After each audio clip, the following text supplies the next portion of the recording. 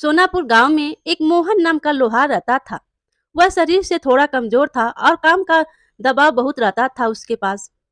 फिर वह अपनी दुकान में बैठे हुए अपने आप से बातें करता है। हे ऊपर वाले, और कितने दिनों तक मेहनत करनी होगी। काम का इतना दबाव है कि अब मैं संभाल नहीं पा रहा हूँ। हे ऊपर वाले, थोड़ी तो दया कर दो मुझ पर, थोड़ी तो दया कर दे। दूसरी तरफ सोहन लोहार अपने आप से कहता है। मोहन की तरफ एक ग्राहक जाते तो सोहन कहता है, जितने व्यापारी हैं वो सब के सब मोहन की दुकान पर ही जाते हैं। सोहन की दुकान पर कोई नहीं आता। आखिर वह कौन सी कारीगिरी जानता है कि सब वही चले जाते हैं। मोहन की दुकान पर एक ग्राहक और, मोहन भाई कैसे हो, सब ठीक है ना, व्यापार वगैरह सब सही चल रहा है ना। तभी मोहन कहता है, हाँ वह तो सब सही चल रहा है, पर काम का बहुत दबाव है। फिर ग्राहक कहता, वह तो रहेगा ही। हमारे पूरे गांव में तुम्हारे जैसा अच्छा लोहार कौन है। बताओ, तुम्हारे हाथों के काम की तो कोई तुलना ही नहीं है भाई, बताओ। और कीमत भी काफी कम है।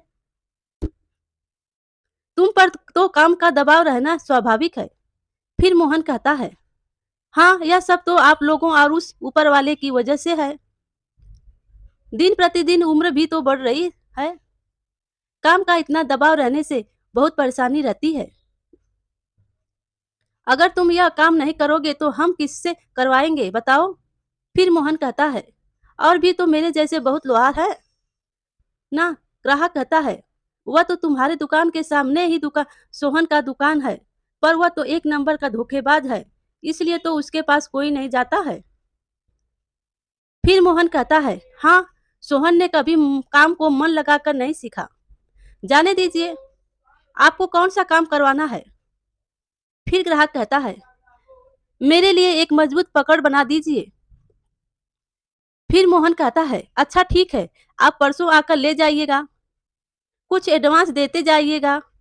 फिर ग्राहक कहता है, अच्छा ठीक है, देता हूँ। ग्राहक पैसा निकालते वक्त उसकी जेब में से सामान की लिस्ट नीचे गिर जाती है।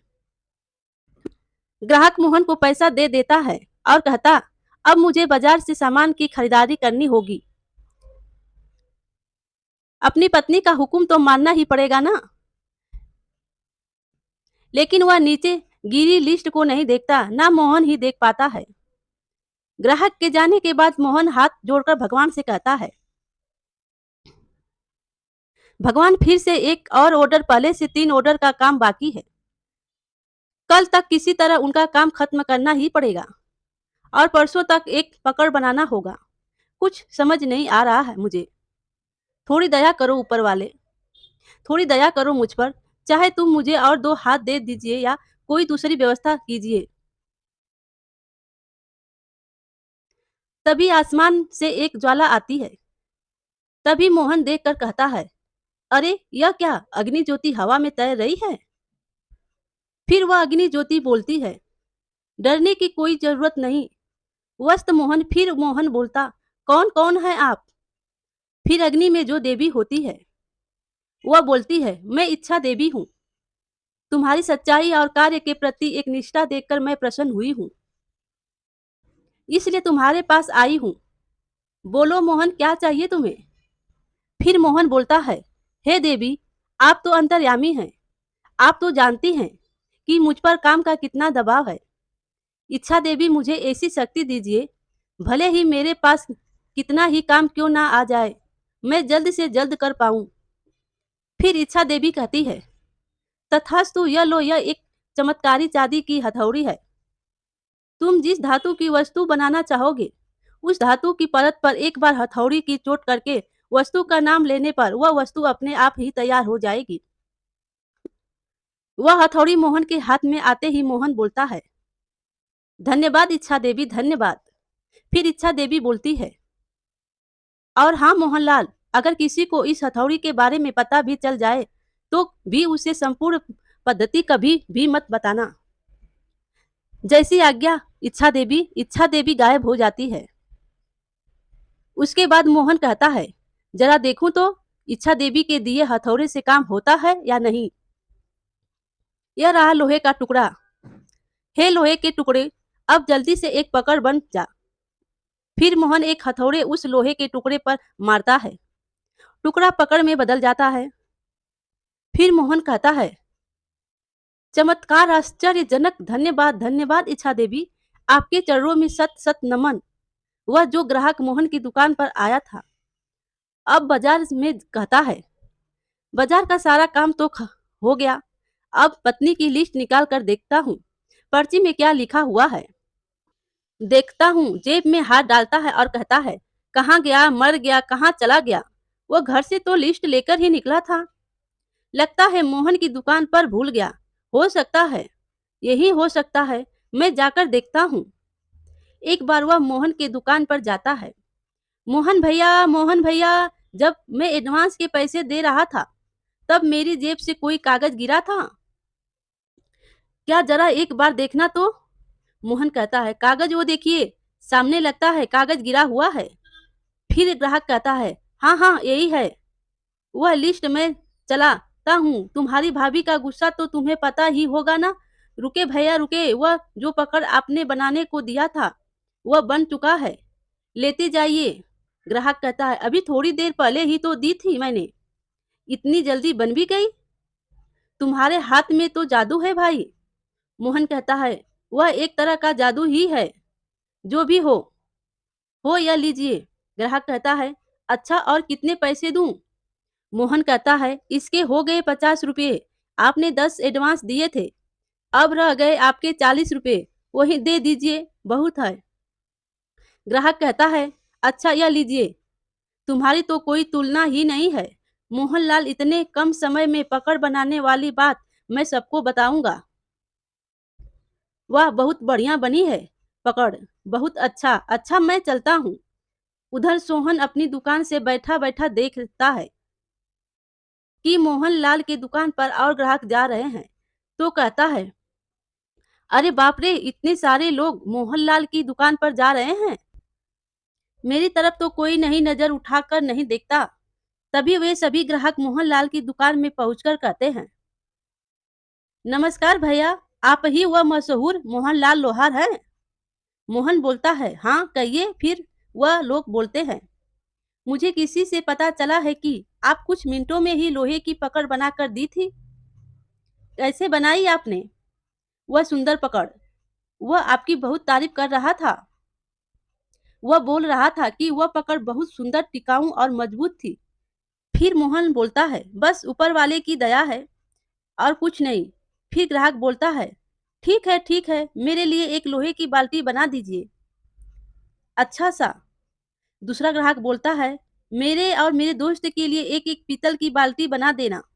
मोहन बोलता है, ठीक है, आप लोग 1 घंटे के बाद शाम तक आइए, सब बन जाएगा, है ना। फिर सभी ग्राहक चले जाते हैं। यह सब मोहन देखता है। अपनी दुकान से फिर 1 घंटे बाद वही सब ग्राहक वापस बाल्टी लेने मोहन की दुकान पर पहुंच जाते हैं। फिर एक ग्राहक बोलता है, क्यों भैया, मेरी बाल्टी बन गई क्या।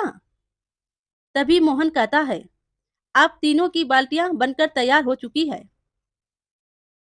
एक लोहे की बाल्टी और 2 पीतल की बाल्टी। तीनों ग्राहकों में से एक ग्राहक बोलता है, चमत्कार चमत्कार, यह कैसे संभव हुआ।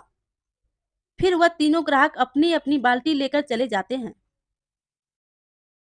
फिर सोहन अपनी दुकान छोड़कर उन ग्राहकों के पीछे भागता है और उनसे पूछता है, आप तो शाम को ही मोहन की दुकान पर आए थे और 1 घंटे में ही मोहन ने 3-3 बाल्टियां बनाकर दे दी। फिर एक ग्राहक कहता है, हाँ दे दिया, हम तीनों को 3 बाल्टियां बनाकर दे दी, 3 घंटे भी नहीं लगे। पर हमने आपको नहीं पहचाना। कौन है आप, आपका नाम क्या है। सोहन अपना नाम बताता है, मैं सोहन लाल हूँ, वह दुकान मेरी है। पर मुझे यह समझ में नहीं आ रहा है कि उसने इतनी जल्दी आप लोगों को कैसे ये बनाकर दे दिया। देखिए भैया, हमारे दोस्त ने मोहनलाल का बहुत तारीफ किया था और उसका तारीफ सुनने के बाद ही हम लोग उसके पास अपना काम करवाने आए थे और अभी देख रहा हूँ सचमुच तारीफ के काबिल है।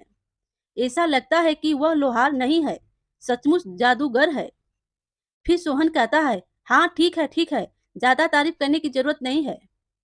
आप लोग जाइए।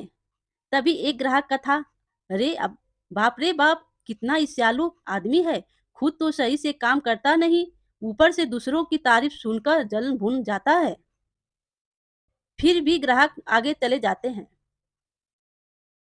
फिर सोहन मोहन की दुकान पर जाता है। भाई मोहनलाल। फिर मोहनलाल बोलता है, अरे सोहनलाल, क्या खबर है भाई, बोलो। सोहन बोलता है, खबर तो तुम्हारी है भाई, दुकान पर तो लोग भीड़ लगाकर आ रहे हैं, अच्छे पैसे कमा रहे हो, पर इसका राज क्या है? शाम को लोग कह जाते हैं और 1 घंटे में ही काम पूरा हो जाता है। मोहन बोलता है, वह सब तो ऊपर वाले का आशीर्वाद है। सोहन कहता है, ऊपर वाले का आशीर्वाद का कर तू मुझे बेवकूफ नहीं बना सकता है। सच सच बता, बात क्या है? देखो भाई, मेरे मन में कोई खोट नहीं है। मुझे इच्छा देवी ने यह चांदी की हथौड़ी दी है। बस हथौड़ी को हाथ में लेकर प्रार्थना करनी पड़ती है। फिर सोहन कहता है, अच्छा यह बात है, इसलिए तेरी दुकान पर इतने लोगों का आना जाना लगा रहता है। अच्छा, मैं यह कह रहा था कि इतने दिनों के बाद मैं तेरी दुकान पर आया हूँ, थोड़ा पानी पिला आएगा? बहुत प्यास लगी है। मोहनलाल बोलता है, अच्छा ठीक है, तुम रुको, पानी लेकर आता हूँ। मोहन पानी लेने जाता है। सोहन मोहन की दुकान से वह चांदी की हथौड़ी उठाता, फिर वहां से गायब हो जाता है। फिर मोहन पानी लेकर दुकान पर आता है तो देखता है सोहन गायब हो गया। फिर कहता है, यह क्या हो गया? मेरी चांदी की हथौड़ी, लगता है सोहन मेरी चांदी की हथौड़ी लेकर चला गया। मोहन आवाज लगाता है, ओ सोहन! मैं जाकर जरा सोहन की दुकान पर देखता हूँ। सोहन की दुकान पर पहुंचकर आवाज लगाता है, सोहन, ओ सोहन, मेरी हथौड़ी लेकर कहाँ चला गया तू? फिर मोहन, हाय हाय, मेरा कितना बड़ा नुकसान हो गया, रोते हुए, हाय ऊपर वाले, क्या हो गया मेरे साथ? उधर सोहन भागते भागते दूसरे गांव में पहुंच जाता है। फिर सोहन कहता है, यह एक सुरक्षित जगह है, इतनी देर में तो वह मेरी खोज शुरू कर दी होगी। उसे नहीं पता कि इस हथौड़ी को पाने के बाद मैं कभी भी इस गांव में नहीं लौटूंगा, किसी दूसरी जगह जाकर व्यवसाय शुरू करूंगा। फिर खूब हंसता है। इसके पहले इस हथौड़े की जांच करके देखनी पड़ेगी। क्या बताया था मोहन ने? अरे हथौड़ी को लेकर हाथों में प्रार्थना करनी पड़ेगी। जैसे ही सोहन ने हथौड़ी को बोला, है इच्छा देवी, आप मुझे गमला बना दो, हथौड़ी आसमान में उड़ के सोहन की पीठ पर दे दमादम मारने लगती है। फिर सोहन चिल्लाता है, नहीं, यह क्या, यह हथौड़ी मुझे मार क्यों रही है? सोहन कहता है, अरे बाप रे, अरे बाप रे, लग रही है, मुझे मत मारो। अरे माँ, मैं तो मर ही जाऊंगा। अरे नहीं नहीं, अब मुझे उस मोहन के पास जाना ही होगा, उसके अलावा मुझे कोई नहीं बचा सकता। फिर सोहन वहां से उल्टे पैर भागता है और पीछे पीछे हथौड़ी मारती जाती है पीठ पर, और कहता है, दौड़ा क्यों रही हो मुझे? फिर मोहन की दुकान पर पहुंचकर कहता है, अरे मोहन भाई, मुझे बचा ले। भाई देख, तेरी इस चांदी की हथौड़ी को मैंने ही चुरा कर ले गया था। जैसे ही मैंने इसे हाथों में लेकर गमला बनाने के लिए प्रार्थना की, वैसे ही इसने मुझे पीटना शुरू कर दिया।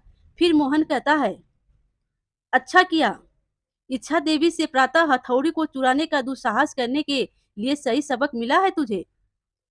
यही तेरी सजा है। जब तक तू मुझे नहीं देता, तब तक यह तुझे पीटना नहीं छोड़ेगी, समझ गया? जय हो इच्छा देवी। फिर सोहन मोहन को हथौड़ी देकर भाग जाता है।